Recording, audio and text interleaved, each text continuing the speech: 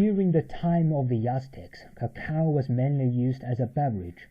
Wines and drinks were made from the white pulp around the seeds of the cacao pod. The beans themselves were used to make hot or cold chocolate drinks. Both the Maya and Aztec secular drinks used roasted cacao beans, a foaming agent sugar, toasted corn, and water. Vanilla and or chili were also used as the ingredients in the drinks. Cacao beans were also used as a currency and as a tribute tax from peoples ruled by Aztecs. The oily layer floating in the chocolate drink, cacao butter, was used to protect the skin against the sun. For the Aztecs, cacao had a religious significance. Cacao was believed to be of divine origin. The cacao tree was a bridge between earth and heaven. Human sacrifices to propitiate gods or sun were first sanctified by giving him chocolate. Cacao beans were given to priest assistants at children's coming-of-age ceremonies.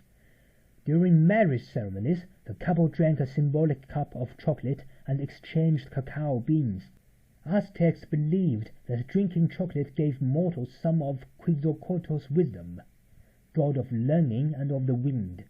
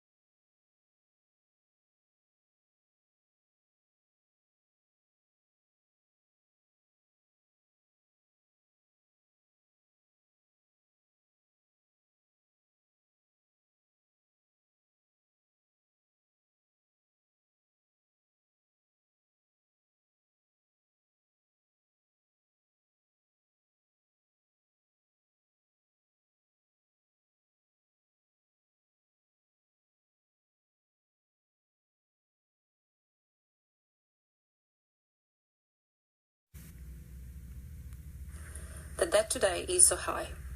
It's 200,000 rupees. 300,000 rupees of peasants who have no capital. And they who know, within a year or two, when they accumulate that kind of debt, they will never be able to pay back. Where is the debt coming from? It's coming from a seed that is costing 100,000 to 200,000 rupees per kilogram, depending on what you got. Seed that used to be free, used to be theirs. Pesticides each time, the more they use, the more they have to use. 12 sprays, 15 sprays, 20 sprays. Pesticide used in just the last 5 years in the large areas of India has shot up by 2,000%. That's why the free market and globalization have brought.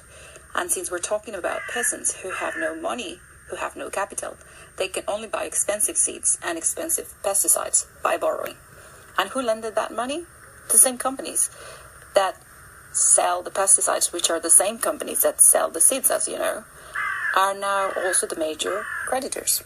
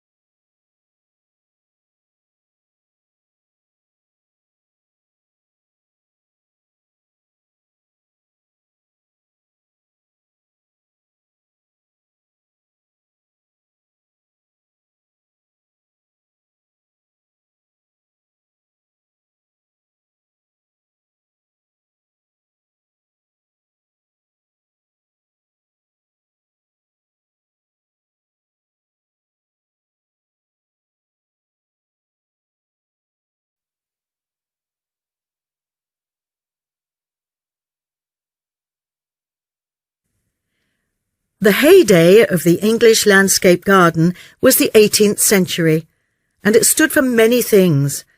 The appreciation of natural beauty, of course, but also the idea of a civilized life, good taste, one's personal philosophy, and one's social status.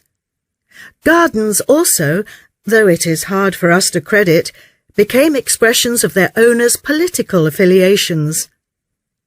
Until the picturesque style emerged as part and parcel of the Romantic movement, gardens had been strictly formal, laid out with mathematical precision following the Italian and French examples.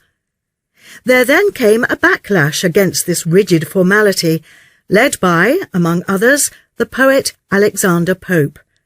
Pope and his allies argued for a more natural nature. Lord Burlington was a major figure in the landscape garden movement, and he was famously influenced by his love of the Italian architect Andrea Palladio, along with the picturesque or romanticized landscapes of Italian classical painting. With these in mind, he scattered his gardens and parks with classical Greek and Roman temples and statues. In other words, he wanted to make the garden look like those paintings.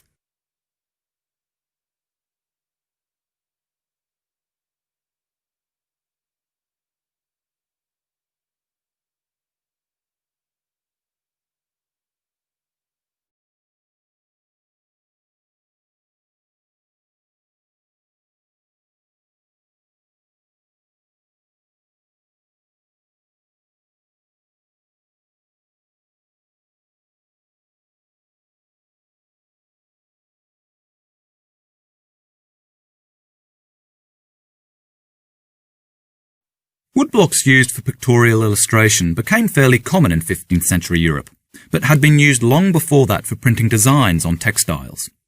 Most of these were simple in design and quite crudely cut, but some were skillfully drawn and cut, while others even contained pictorial imagery. Records show that woodblock printing on fabrics was practiced by the Egyptians as early as 2000 years BC. The oldest existing printed fabric, which is Egyptian, dates from the 4th century. At the same time, the craft seems to have become widely established, even commonplace, elsewhere, for example in India, Mexico and Peru, where the same techniques continue to be practiced today.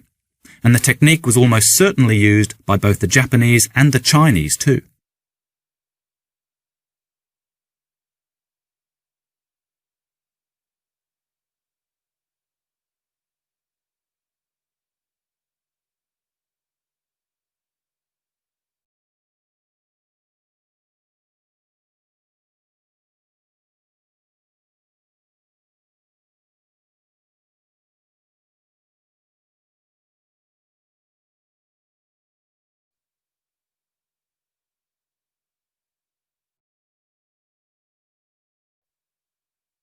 Political parties in most democracies not only have to win more votes than their rivals to get into power, they also have to persuade the electorate that it is worth their going out to vote in the first place.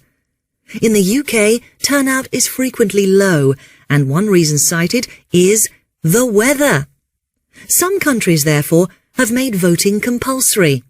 It is against the law not to vote, and failing to vote is a punishable offence. In Austria, for example, failure to vote results in an automatic fine, as it does in Australia. As a consequence, voter turnout is rarely less than 92% in both these countries. Other countries have penalties that affect the individual in more practical ways. In Greece, for example, although it is no longer acted on, passports were confiscated or not granted. And in Bolivia, non-voters may be banned from using banks or schools for up to 3 months. The punishment in countries such as France, Germany, the UK and so on is seeing the government you didn't elect raise your taxes.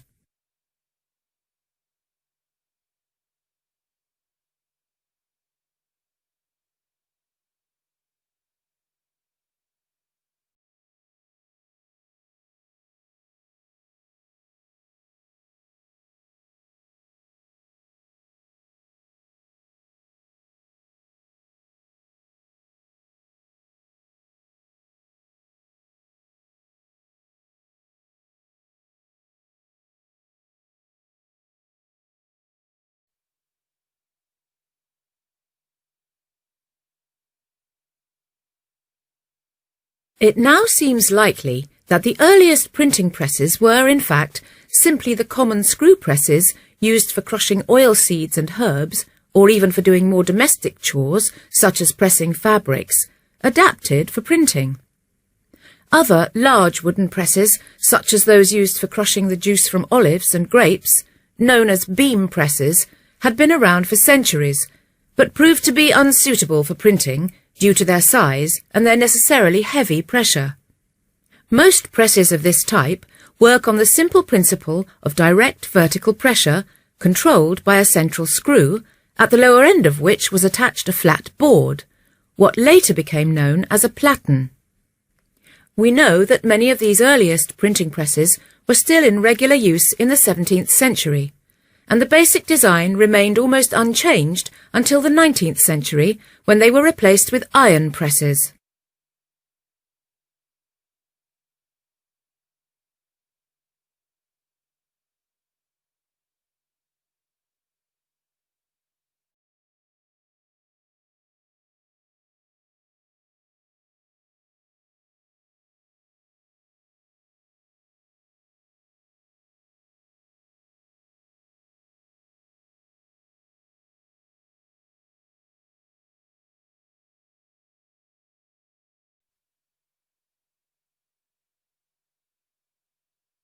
The notion that you could create anything at all has major implications for our health.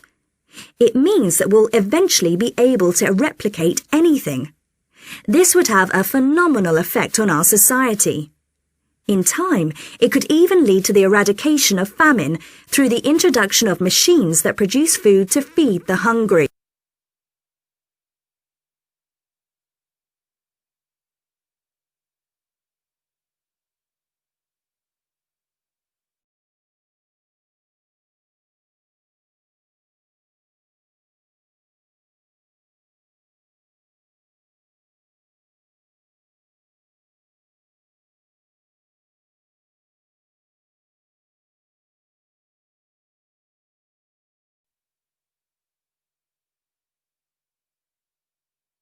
I'm left-handed myself, and I actually didn't see any relevance to my own life when I happened to start reading an article by a sports psychologist called Peter Matthews. He spent the first part of the article talking about handedness in music instead of sport, which I have to say almost put me off from reading further. But what I soon became struck by was the sheer volume of both observation and investigation he had done in many different sports, and I felt persuaded that what he had to say would be of real interest.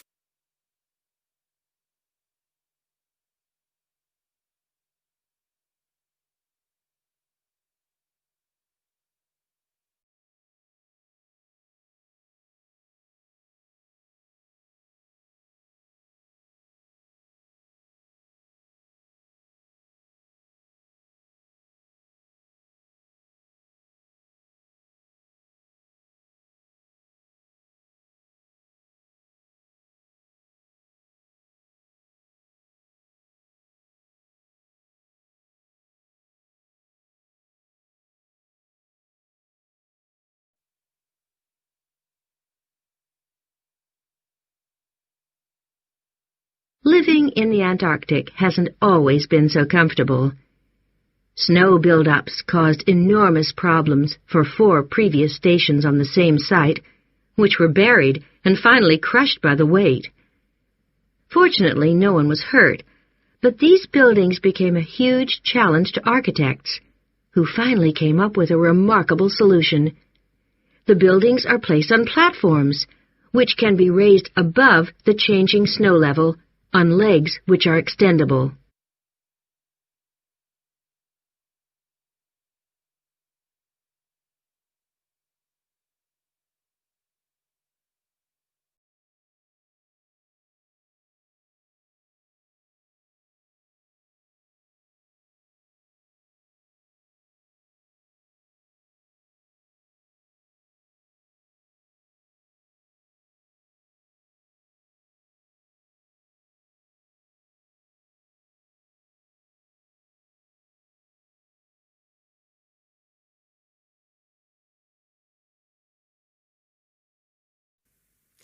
The main reason why MSG is more commonly used in Japanese meals is tradition. For many thousands of years, the Japanese have incorporated a type of seaweed known as kombu in their cooking, as they discovered it had the ability to make food taste better. But it wasn't until 1908 that the ingredient in kombu, which was responsible for the improvement in flavor, was actually discovered to be glutamate by scientists working there.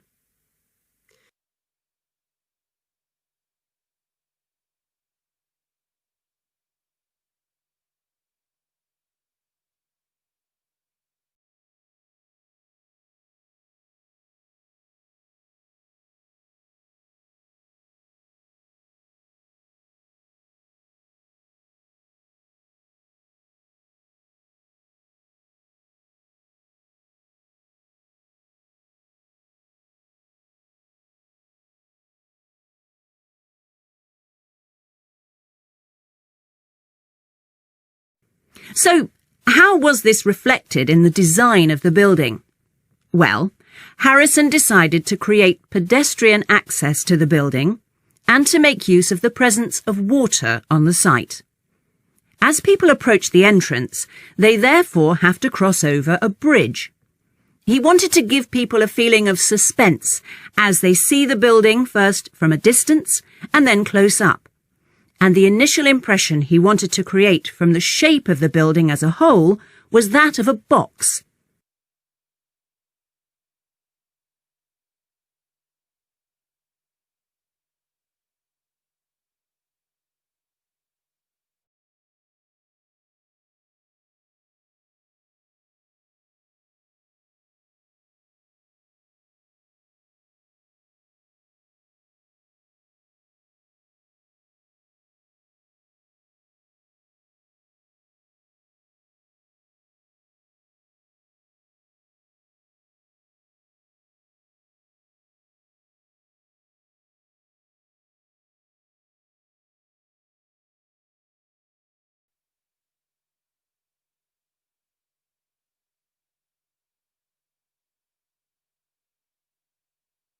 Researchers in France and the United States have recently reported that baboons are able to think abstractly.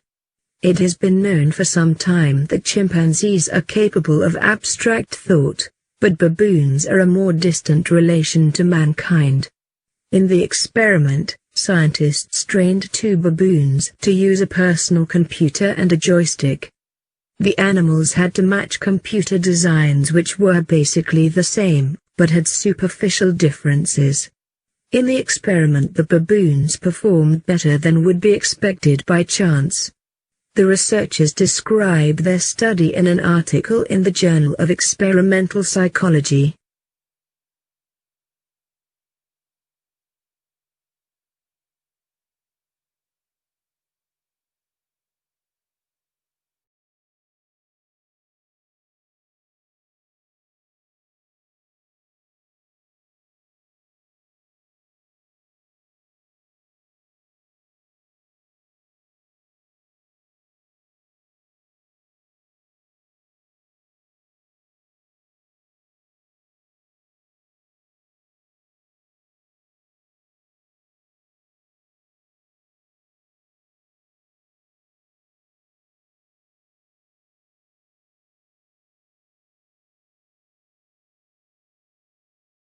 The human race is spread all over the world, from the polar regions to the tropics.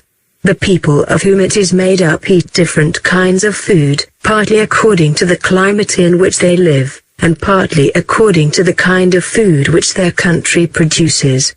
In hot climates, meat and fat are not much needed, but in the Arctic regions, they seem to be very necessary for keeping up the heat of the body.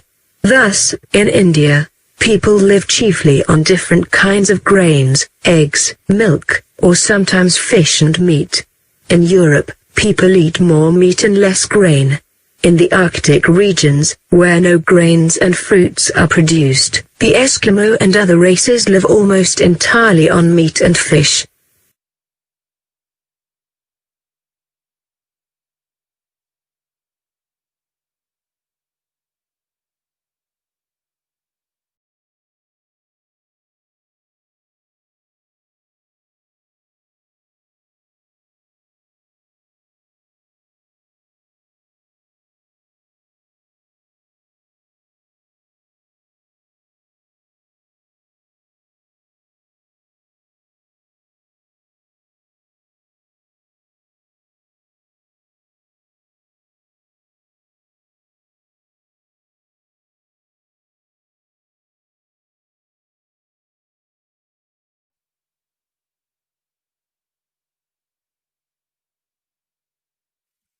So, just a few weeks ago, excavators of a remote archaeological site in southeastern Asia reported an exciting find under the ground.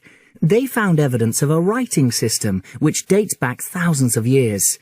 3 blocks of flat rock with odd symbols which look like ancient forms of writing were discovered. Well, this find could reveal much about an advanced, independent urban culture which historians believe may have lived in that area. However, many scholars are skeptical about the authenticity of the blocks, which they suspect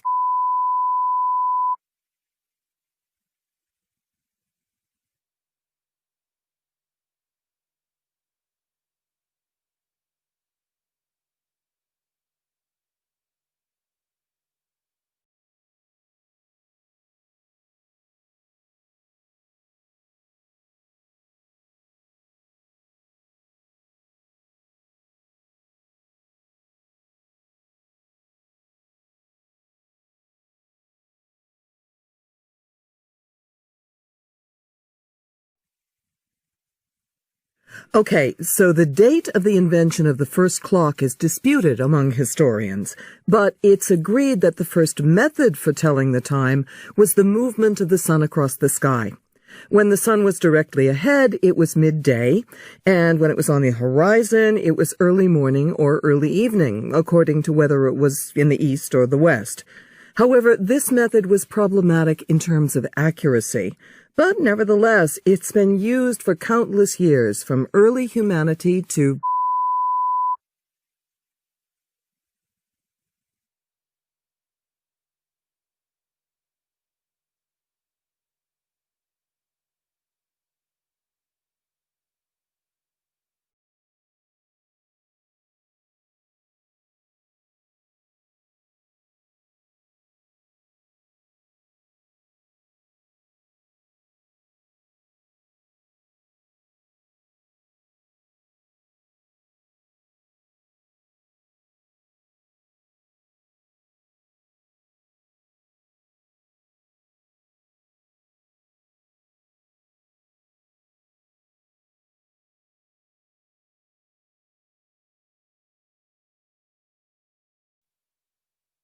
The choice of stroke depends on how near the shuttlecock is to the net, and whether it is above net height.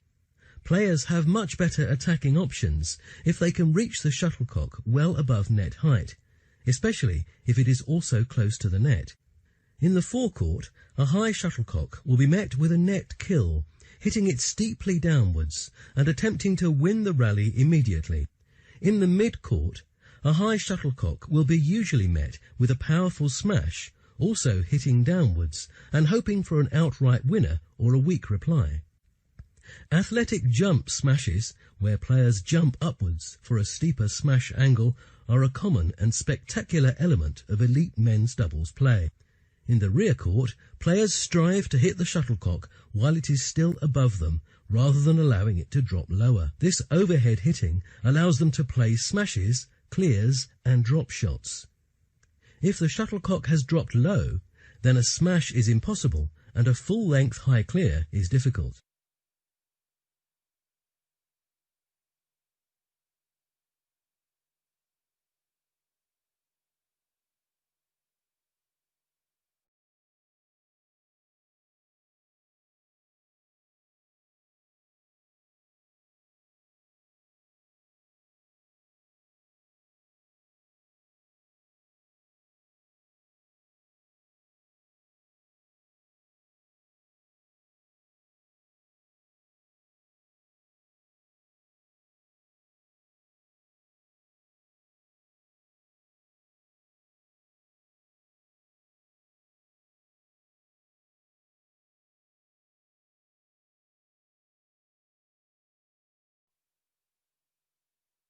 In fact, one of the major issues concerning us is the issue of climate change.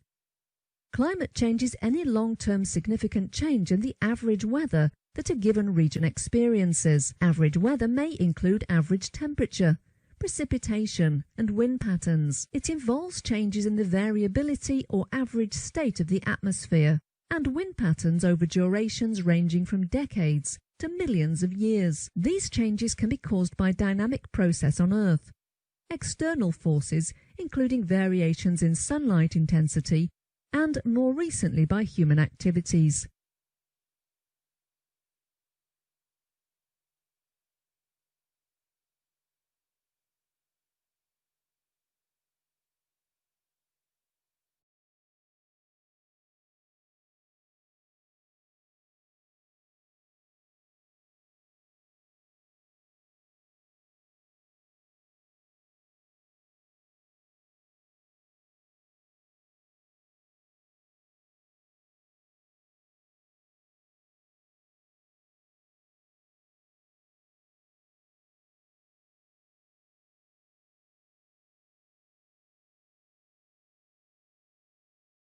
They call it culturomics. The obvious play on the word genomics looks at trends in human thought and culture. But scientists say culturomics has been hampered by a lack of quantitative data. So researchers at Harvard, along with Google, Encyclopedia Britannica, and the American Heritage Dictionary, have come up with a new tool. It's a database of 5.2 million books published since the year 1500.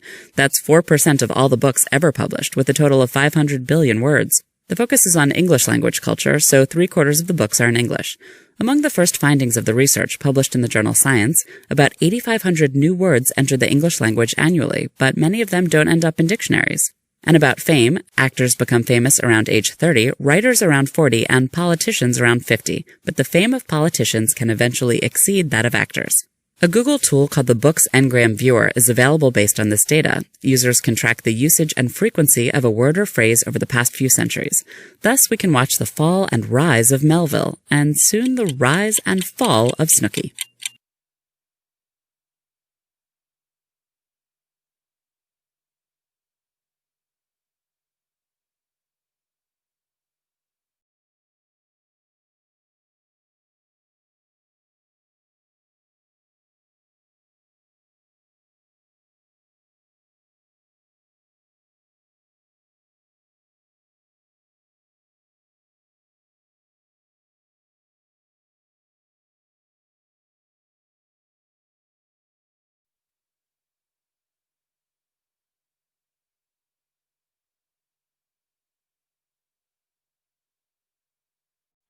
If you're a city dweller feeling a bit blue, you may want to consider going somewhere that's more green, even if it's still in a city, because moving to greener urban areas provides both immediate and sustained mental health benefits.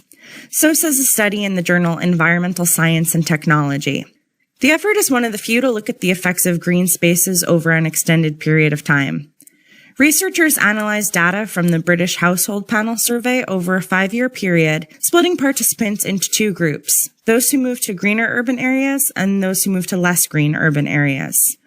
In the year after people moved to greener spaces, they experienced a significant boost in mental health markers such as mood and confidence, and the benefits persisted for the next 2 years, indicating a shift in their baseline mental health.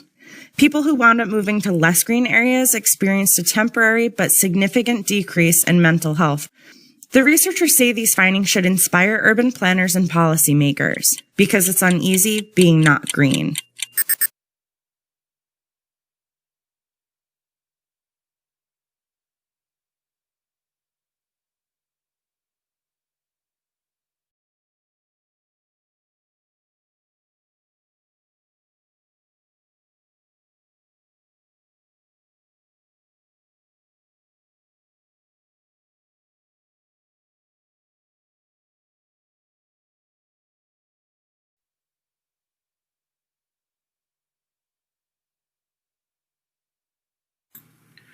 The toughest part of public transport is funding.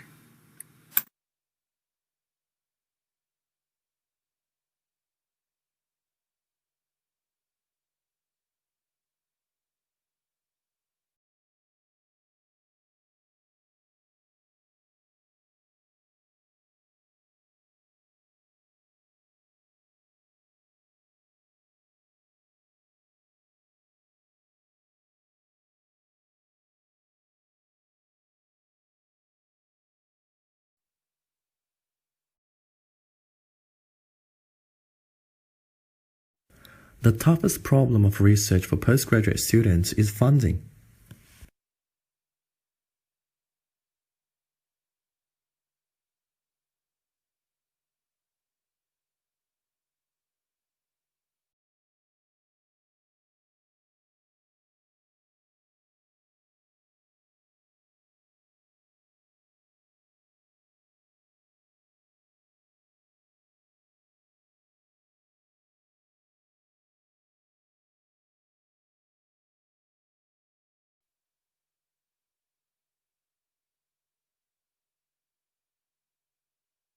Scientific beneficiary to space exploration is frequently questioned.